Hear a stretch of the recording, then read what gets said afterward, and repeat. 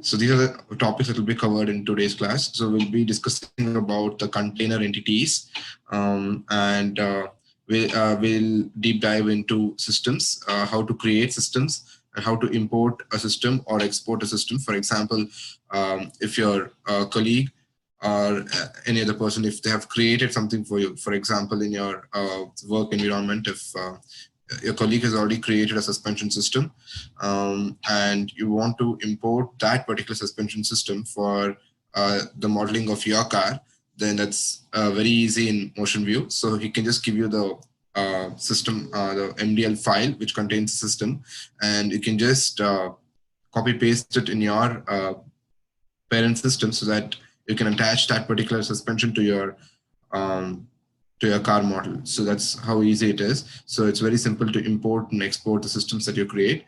And we'll also be talking about the spring damper in today's class. And the exercise, because the spring damper is basically used when we create the suspension system.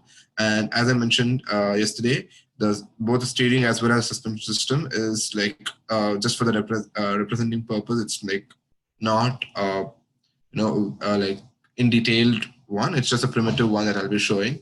So we'll be making use of this spring damper. So we'll be covering all these topics in today's class. Okay, so coming to the container entities. So Motionview, it basically supports the modular building approach. So which means that the different entities can be integrated into containers. Okay, so the systems basically they help in modeling mechanisms. So different systems, for example, till now we've dealt with just a single system, but as we become advanced users, we might have to use multiple systems and then integrate them to build your main parent system. So that's where this particular topic becomes useful. And so you have three different things. Okay, in your Motionview, you have system, you have assembly, and then you have the analysis. So I'll show that to you in some time, wherein I'll go to the GUI and I'll show it to you. So assembly is basically for modeling mechanisms using external files for reference. So you have the external files coming from your colleague, and then you use that and you build your assembly. And then the analysis, they're pre-built analysis. For example, suspension analysis, the most common ones, they're already like pre-built in Motionview. For example, let me go back to the GUI. So if you go to the analysis here, okay, in the task wizard, okay, now we're not seeing anything because first for the analysis to work, we need to first build the model, right? So we need to go to the assembly wizard here. This is the model library, what's already there in Motionview. So in the model library, if we say bring up just a random suspension system, okay, I'm just selecting defaults for now, just to show it to you. So we have this particular suspension system, okay, and for this we want to do a particular type of analysis. So we'll go to analysis, task wizard. So now you can see that once the suspension system is selected, once you get the model, then this analysis becomes active. Okay, and these are the different types of analysis which are already there built in in Motionview. Okay, so the test rig for these mechanisms are already there. So you have the kinematics and compliance analysis, the static ride analysis, the static roll analysis, single beam analysis, steering analysis, the static load analysis, and also the trim height analysis. So these are the most commonly used suspension analysis. I think if you're, in your work, if you've used, if you're working on any of these suspension systems, then you'll be aware of this. So these are directly available in Motionview for your use. So you can select any type of suspension. You can select any type of analysis, and then say next, and then finish. So the test rig will be built automatically. Okay, you can see that the test rig is there, and then you can just go here and run the analysis. Okay, so okay, I need to save the model as something and then run the analysis. So that's what I was talking about, the system, assembly, and analysis here. Okay, and there are major benefits in Motionview for using these. The first thing is it provides a clear understanding of the various subsystems involved. Okay, and it can be like a system can be activated and deactivated in just one click. say if you're analyzing, okay, you have a suspension system A and you have suspension system B, and you want to see which particular suspension system is better for a particular type of analysis for your car model. Okay, so if you want to see that, you import both the suspension systems and you just activate one, and uh, you run the analysis and you get the results, and then you deactivate the first one and activate the second subsystem, and you run the analysis. So that's how easy it is to activate and deactivate the systems and use them in your parent model.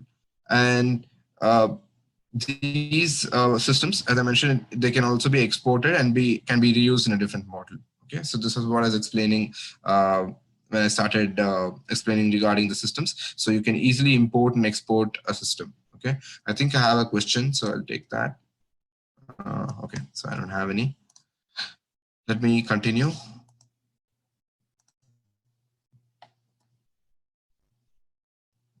Okay, so when I talk about systems, so I think I mentioned this in my first class, this is difference between MBD and the FEA world. So if you go tell a FEA engineer systems, then he's going to refer to it as a coordinate system.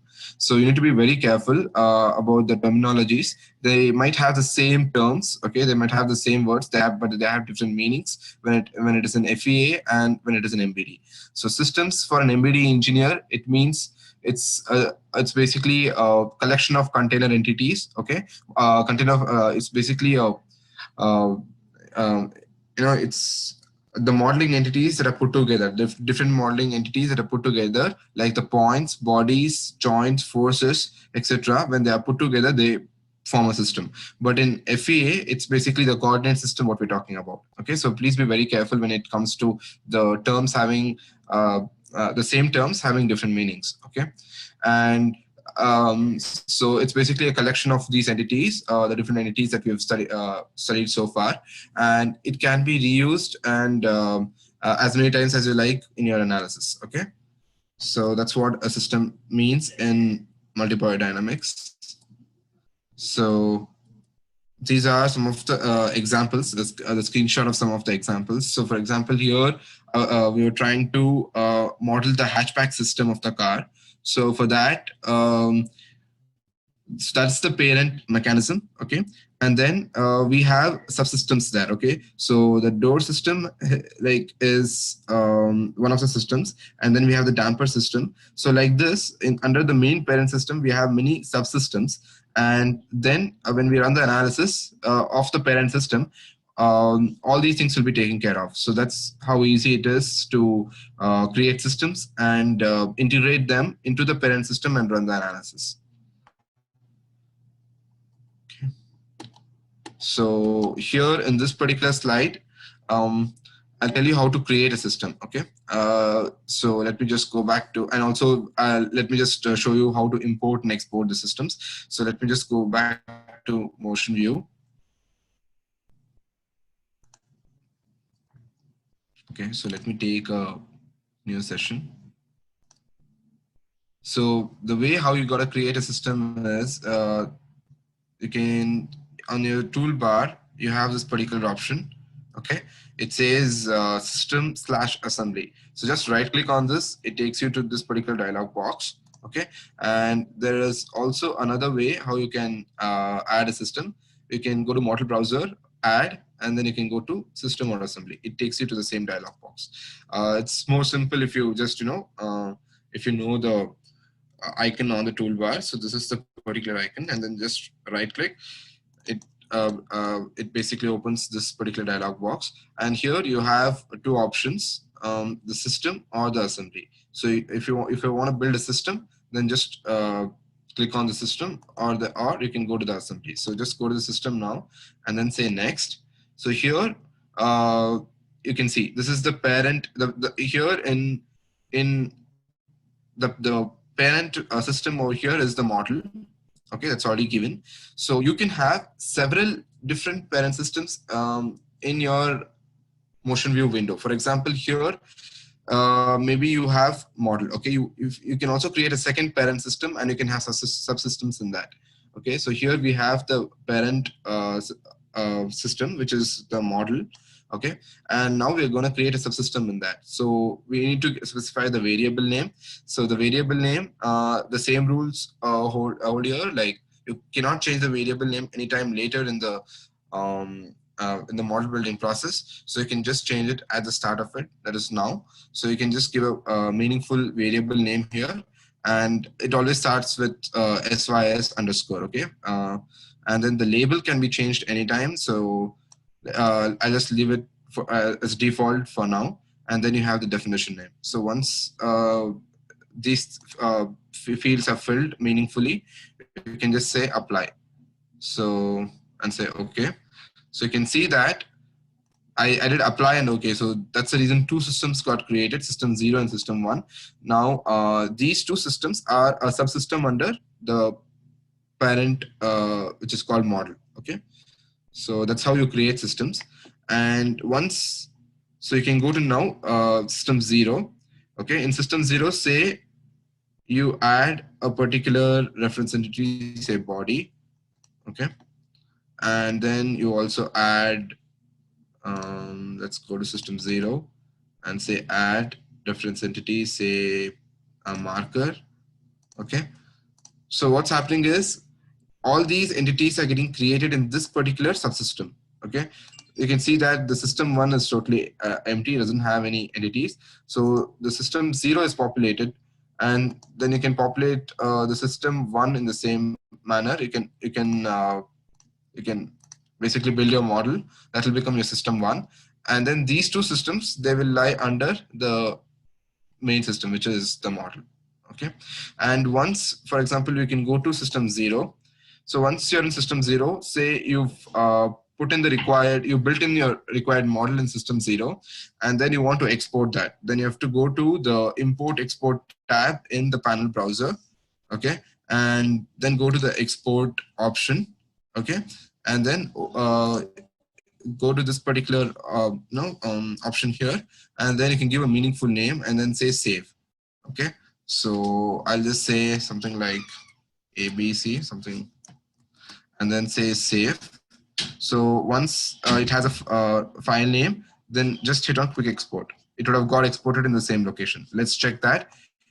If you try to open this, so you have this abc.mdl. Okay, so it exports it as an MDL file. And this is one of the subsystems of the parent system. And you can easily share this with your colleague, and he can use it in his particular model. So this is the importance of systems in multibody dynamics. Okay, so let me just start a new session. Let me go back to the presentation. Okay, so I think I covered this particular part. So in the same way, I showed you to export the system. In a similar manner, you can also like import a particular system that's already been created. Okay. Now moving on to the spring damper. I'm like basically talking about spring damper here because we are using this in today's exercise. So spring damper panel basically allows you to create and edit the spring damper force elements and also their properties. So here, spring damper can we have two options here. It can either be a coil spring or it can be a torsional spring damper. Okay, there are two types of spring dampers, and what those two are, it's given here. Coil spring, basically it generates a translation line of action between the 2 points on the bodies. Okay, that is basically a function of distance and the relative velocity between the two bodies. So that's when you have a translation line of action, we use a coil spring, but a torsional spring is used when it basically produces a moment between the two bodies. Okay, so then we use the torsional spring. So in today's exercise, we'll go ahead and use a coil spring. Here in the panel, we have these options. Like body 1 is basically you got to select the first body to which the spring damper will be attached. The body 2 here in the snapshot, the body 2 is basically the second body to which the spring damper will be attached. And the point 1 here is the point on the body 1 where it originates, and the point 2 will be where the spring damper ends. Okay, on body 2. So these are the options in the panel. And then I have a question for you before going to that slide. So we have something called as a preload. Okay, when it comes to spring dampers, we have something called as preload. So I want you guys to tell me in the chat box what you guys know about preload. It's okay if you don't have any answer, but if you know what a preload is, then you can reply in the chat box.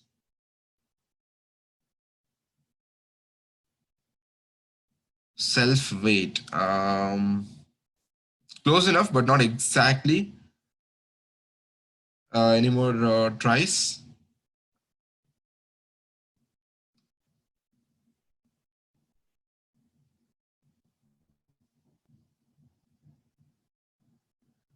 Okay, no problem. I'll tell you the answer. So basically, if you, so preload is, okay, I think system behavior before the start of analysis. So yeah, I mean, like a system behavior, but why does that system exhibit that behavior? We need to understand that. Okay, so uh, that's what the preload in the spring dampers is. It's the initial force or the torque which is existing in the model position. So for example, if we consider this particular spring damper, so in its modeled position, what is its initial force or the torque that's acting on the spring? So that's considered as the preload. Okay, so the total preload can be specified by the user. Okay, either by giving the preload value, or the Motionview, it intelligently calculates it automatically by default. So whenever you model a spring damper, I'll show it to you. It calculates a preload based on the free length. Okay, the free length is basically this length, what you can see, the free length. Based on that, it calculates the preload. So it's the initial force or the torque that's existing in the spring in the model position. That's what the preload is. So I think I am getting some questions. Okay, no problem. Okay, so that's what the preload in the spring damper is. And I think it becomes more clear when I show it to you in the exercise. Okay, so Motionview, it's given here. This is the node. It creates a coil spring damper with a default value free length as the distance between the two endpoints. So here the free length value is the distance between the two endpoints. So if you say this point and this point, so that's the distance between the two endpoints. So that's the free length which is already calculated. Okay, and the equation for I mean, it's very small here by the in the end of the screen. I hope you can all see. So this is the equation it uses to calculate the preload. Okay, so where FP is the total preload, and P is the preload which is in this box.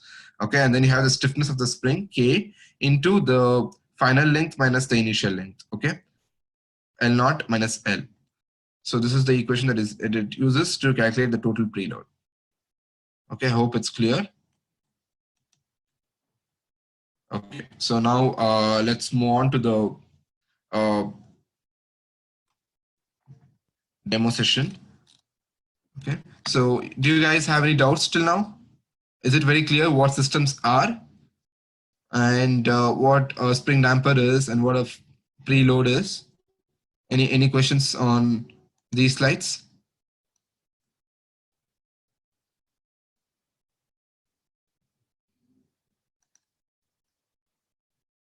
Okay, so if you don't have any, then it's great. Let's get started with the demo.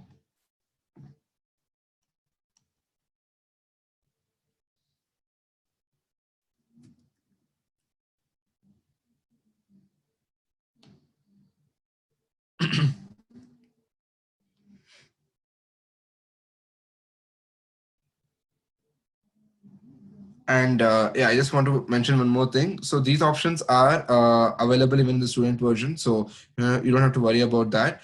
When it was, the flexible bodies, some options are advanced and are available only in the full version. But the systems options, all of them are available in the student version. Okay. So I just want to make sure of that. So, okay, so let's get started. let's open the Motionview model. So file, open, model.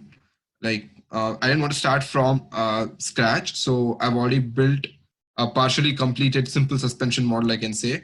So let's go to this model in chapter 13, say open, and then I'll be sharing this model with you so that you guys can start from here. Or if you, and it will be a great practice, and actually I'll appreciate it if you can build the system on your own. And you don't start from the file I give it to you, because it's very simple and it is generated only using the primitive graphics that's available here. Okay, only these graphics that are available, it's just built using that. Okay, and yeah, it's a very simple model that can be built very quickly, so you can try that. I just wanted to save some time in the session, so that's the reason I've just pre-built the model here. So this is a partially completed suspension system. So I just indicated to you earlier itself, it's going to be a very coarse, or just for the sake of representation, it won't be a very detailed one like the one we saw for the flexible bodies, okay, like the one that is available in the model library, because that takes a very long time to build. Okay, so if you get the idea of this, you can make use of the same idea and you can build any type of complex system that you want. Okay, so let's now review this particular model. So let's go to bodies. So we have by the default, we have the ground body, and this is the knuckle. Okay, so these cylindrical structures here are the knuckle, and then we have the wheel and tire over here. Okay, so these cylinders here, they represent the wheel and the tire. And as far the graphics are concerned, we have again the cylinder graphics for the wheel, and cylinder graphics for the knuckle. Okay, and then we have two types of joint here. Okay, so we have a revolute joint, so which means it can rotate only in one particular direction. So that's along the z-axis here. Okay, so you can see that marker here, and the orientation of this particular joint. So this is a revolute joint, and I call it the wheel to knuckle joint. Okay, so that's one of the joints. And then we have the knuckle to body, which is here. Okay, and that's the cylindrical joint. Okay, so it can also rotate and it can also translate. So that's what the cylindrical joint means. So we have two particular joints here, and we have three motions. Okay, so one motion is on this joint, on this revolute joint. Okay, the rotational motion. If you go to the properties, this is the expression that's given there. Okay, and we have for in the next class we'll be building the steering mechanism. So this is for the steering. Okay, we have one motion here, and even that has the same expression. And then this is for the right motion. Okay, so but the expression for that right motion is different. Okay, so these are the three motions that's applied on this model. And we have 5 hard points. This is the global origin, which is created by default. We have the wheel center here, the knuckle top, the knuckle center of mass, and the damper middle.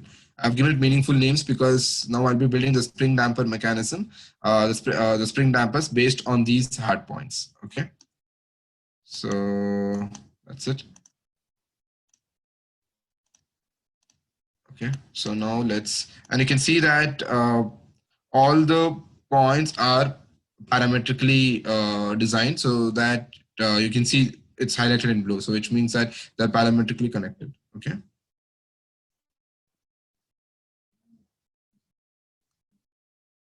So now before going on building anything, I just wanted to run the model and see what animation results we see. Okay, so let's just run the model as it is.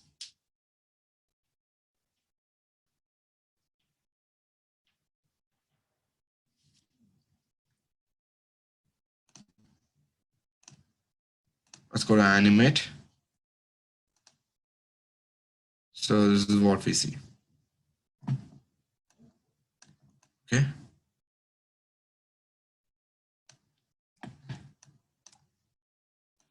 Okay, now let's get back to Motionview window and start building the model.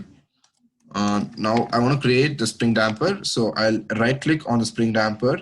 So you have it here. Okay, so this is the icon on the Motionview toolbar. But if you want to create it from the model browser, then you've got to go to add, and it will be in force entity. Okay, in force entity, you can see the spring damper option. So if you know what the icon looks like, then you can just go to the Motionview toolbar and select it from here. Okay, we have the spring damper here. So I leave everything as default here and then say okay. And also like it's the coil spring. Okay, so spring damper gets created. Okay, I just missed out on something. Let me just delete this. Okay, so here I want to save some time. So what I'll be doing is I won't be creating a spring damper on the left hand side and then creating the same spring damper on the right hand side. So instead I'll start creating a pair of it. Okay, so that it can be done at just one shot, and you guys can also understand the importance of using pair. Okay, if you have like left and right, then you can always use these kind of entities. Okay, so I'll be doing that. So I'll be going to the spring damper. Here from single, I'll be changing it to pair. Okay, and then I also want to create explicit graphics. Okay, so that you can see it on the screen. This is just for the sake of just the graphics sake. I mean, it doesn't have any effect. The number of coils represented there doesn't represent anything physically, but it's just for the representation sake. Okay, say okay, and then you have to select the bodies. So here you go to body 1, okay, and then you select ground body, and then you go to body 2, and then you select knuckle, okay, and point 1 you select knuckle top, okay, which is this point, and then point 1, and for point 2 you select the knuckle center of mass, which should be this particular point. Okay, so you got this coil spring. All right, so once you get that, you need to check the box for symmetric properties. Okay, once you check the box for symmetric properties, you get this particular dialog box. Okay, it asks you which side do you wish to use for both, like, okay, which do you want to make as a master. So for this you can choose either left or right, so but I'll be choosing left, so the left becomes the master now. So whatever properties you define on the left, it gets automatically updated on the spring damper that's there on the right. So let's go to the properties tab here, and in properties tab, let's give values for the stiffness and the damping coefficient. So let's give 100 here, and then damping value, just let's give 10 units. Okay, so once this is done, let's go to preload, and you can see that the free length is automatically calculated. Okay, it's based on the starting and the ending point. The free length is calculated. Okay, so once this is done, let's now go to the graphics. Let's update the graphics. So now we've updated the properties. So like, for example, now you've given the properties for the left hand side. If you just want to cross verify, just click on the right tab, and you can see that the same values have been updated here. Okay, 100, 10, and this was 350 by default. Okay, so that's the advantage of doing it in pairs. Now let's create graphics for this explicitly. So just click on this. Okay, so when you click on this, just a second.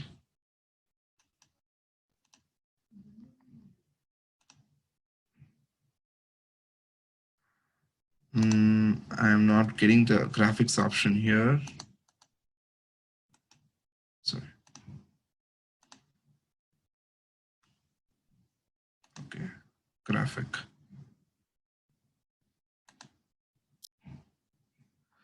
Let's go to graphics. Let's go to this. Yes, yeah. So it will be under the graphics. So just go to update the graphics. You can just expand graphics and click on this. So these are the explicit graphics that are created for the spring damper. let's just update this for the sake of appearance. So what we'll do is we can leave the connectivity tab as it is. Okay, so let's go to properties here. Okay, and please remember that whatever I change here doesn't change anything physically. It's just for the appearance sake. Okay, I'm just stressing on that.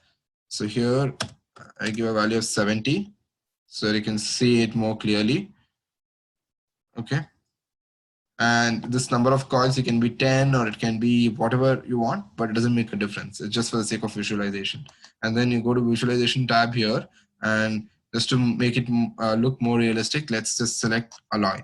So this gets selected, and only the visualization, if you want to add color, you will have to do it separately. For the left, separate, and you have to go to the right and do it separate. Okay, only for the visualization. Everything else gets updated automatically if you do it for one. So you get this. Now we've created the spring, the graphics for the spring in the spring damper entity. Now let's go ahead and create the graphics for the damper. So for that, let's create the graphic entity. So right click on this. Okay, let's give meaningful names. So I'll call this damper top.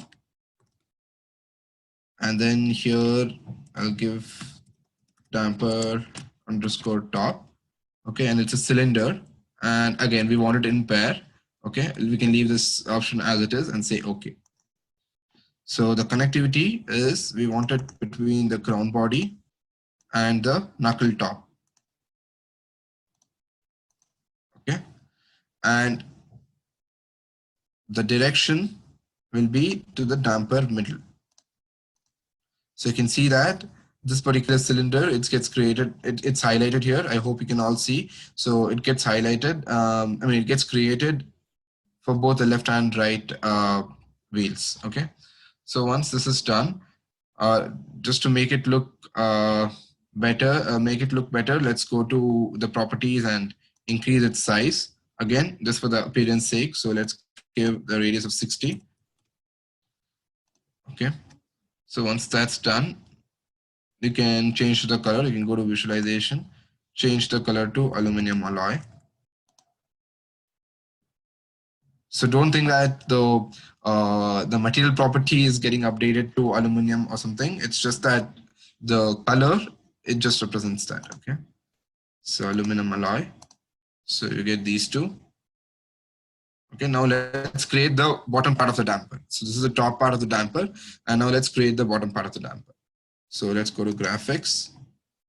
So let's give it the name damper bottom. So here, damper bottom. Okay, again a pair, say okay. So here I want it between, let's go to connectivity. I want it between the knuckle and the knuckle center of mass. So I go to knuckle. The parent body will be knuckle, and it will be from knuckle center of mass to the damper middle. Like it is going to get built from this particular point and it's going to go up like this. So the damper middle. So you have these two cylinders getting created. Now let's go to properties, give a radius of 40. So you can differentiate between the damper top part and the damper bottom part. Okay. And once you do that, we can again go to visualization and click on aluminum alloy. Okay. So oops.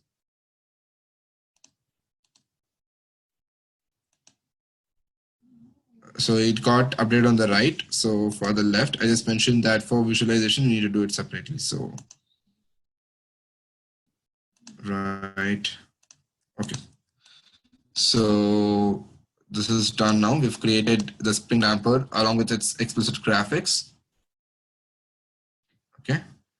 So once this is done, now let's create an output. Okay, we got to measure the output. So let's create the output for the spring damper. For that, you need to, there are two ways again. Go to model, right click on this, add, and you have to go to general MDL entity and then go to output option here. Okay, this is one way of doing it. Or the second way of doing it is on the Motionview toolbar, you have this option for creating the output. So you can go here and you can give a meaningful name for the label. You can give something called as a spring damper force. Okay, and the variable name will be spring damper.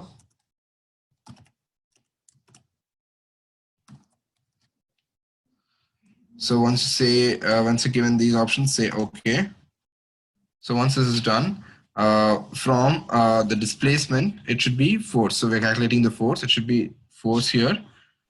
Okay, and once that is done, we're not calculating the force on a body here. So we have a drop-down menu here, and we can select the spring damper, and we can click on the spring damper and select whatever you want, either the left or the right.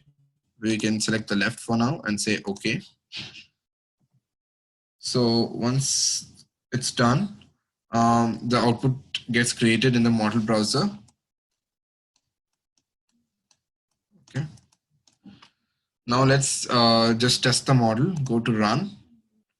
So I will save it as simple car part 1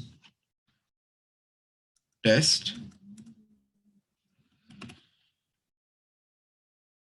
Okay, and I run the analysis.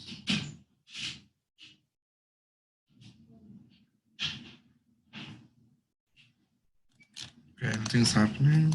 Let's just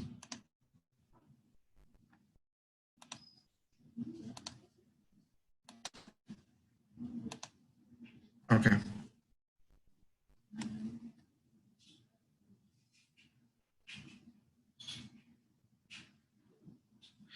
Okay, the analysis is complete. Let's go to animation.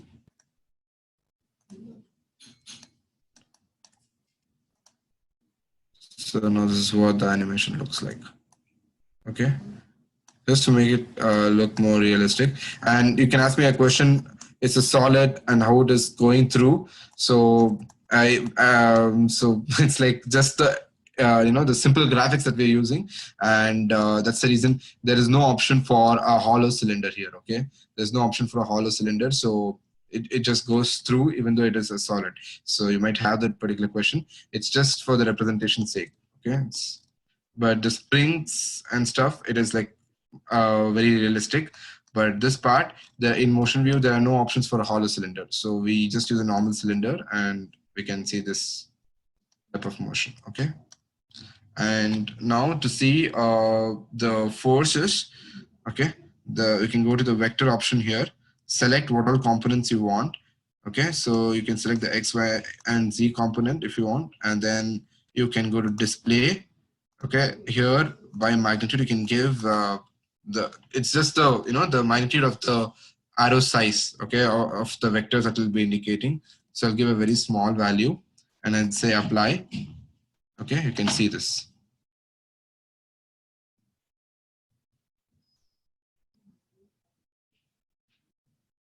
Okay, so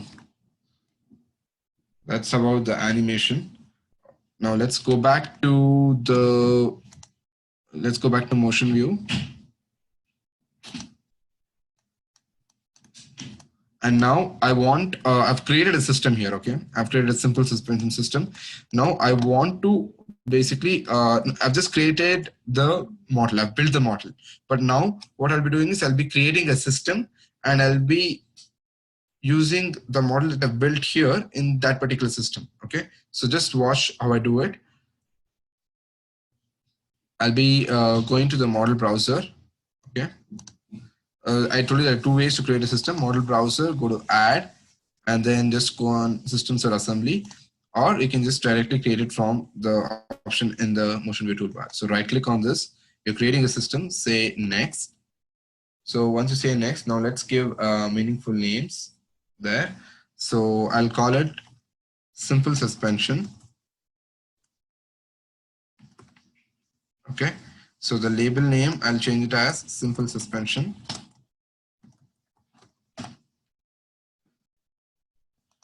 And even this one, I'll give it as simple suspension. Okay. So once this is done, I will say okay. So we have the simple suspension system getting created. So as you can see, this only the system is created. It doesn't have any entities under this because all these entities are under the parent system called as model. So what we'll be doing is it's very simple. It'll be just like, we'll be cutting it and pasting it over here. It's as simple as that. I'll just show that to you. So this is highlighted. So we are in this particular system now. So what I'll do is I'll go to the parent system, copy the entities that I want. I want the bodies. You can hold control to select multiple. So I want the bodies. I want the graphics. I want the joints, the motions. I don't want the markers because it'll get automatically created even there. So by default, so I don't want any markers because I haven't created any explicit markers. Okay. So motions, outputs, points, and the spring damper. So this is what I want. So I'll be just saying cut. Okay. I'll go to this and I say paste. Okay. So this is what you see. Okay, in this, now all these entities are not available in the parent model. Instead, they're available in this system called as a simple suspension. Okay, all these models, they are pasted in this particular system. So once this is done, what we'll do is just to see if we've copied and like cut and pasted everything right, whether we've got everything into the simple suspension system. Let's just run this model once again. So here I want to save it as finished. Simple car part 1 finished.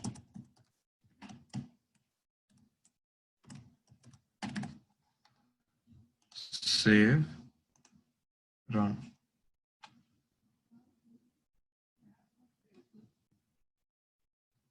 Okay, yes, it's run. Let's just see the animation.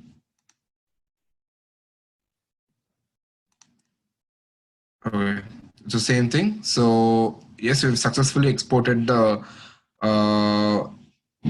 entities in the right manner. We've like copied and pasted. We still not exported. It's like just a copy paste. So sorry, cut paste. So from the parent model, we have pasted everything into the simple suspension model. So we have the system now. Now what we have to do is we have to export it. Okay, the system is created. Okay, we have the system, but it is still not exported for the reuse. So for that, you'll have to export the system. Okay, so that if you want to import it sometime later, or if you want to give it to a colleague who wants it, then you'll have to export the system. So let's go to the export option here. Or before that, let's just left click on this particular system, and these are the entities there. Okay, just verifying before I export it. You can just take a look. I'll just expand everything.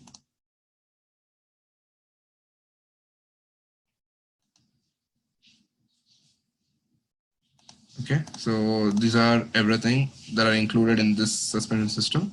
So I'll go here. Now I want to export this. Okay, it's all fine. So what I'll do is click on this. I'll go to the respective folder, which is chapter 13. Here, I'll give meaningful name to the system. So I'll call it simple suspension system.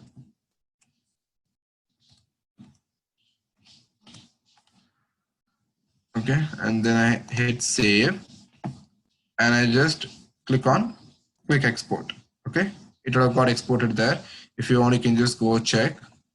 It's exported. Simple suspension system. Okay, so it's successfully exported.